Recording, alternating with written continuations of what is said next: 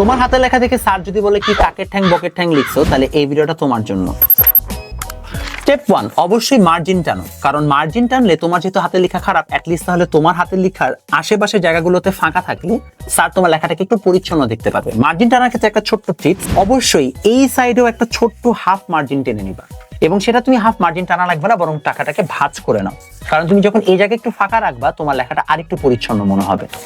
Tips number 2, তুমি প্রত্যেকবার যখনই একটা কাগজে মার্জিন টানছো, চেষ্টা করবে এরকম ডট ডট ডট দিয়ে দিয়ে প্রত্যেকটা হচ্ছে যে পেজে এরকম 15টা লাইন আগের থেকে ফিক্স করে রাখা যায়। 15টা লাইনে তুমি স্টার্টিং পয়েন্ট কোথা থেকে শুরু করবা, তাহলে তোমার লেখাগুলো বেশ বড় বা ছোট হওয়ার সুযোগ থাকবে না।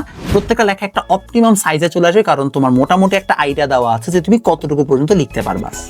লাস্ট স্টেপ, কখনোই একসাথে সবগুলো লেটার টার্গেট করবা না। কালকে পরীক্ষা আছে, তাহলে কালকে পরীক্ষার জন্য চেষ্টা করো 3 থেকে 4টা লেটার, যে 3 থেকে 4টা লেটার তোমার মনে হয় তুমি সবচেয়ে বাজে লিখো, সেগুলোকে আগে সুন্দর মতো ঠিক করার।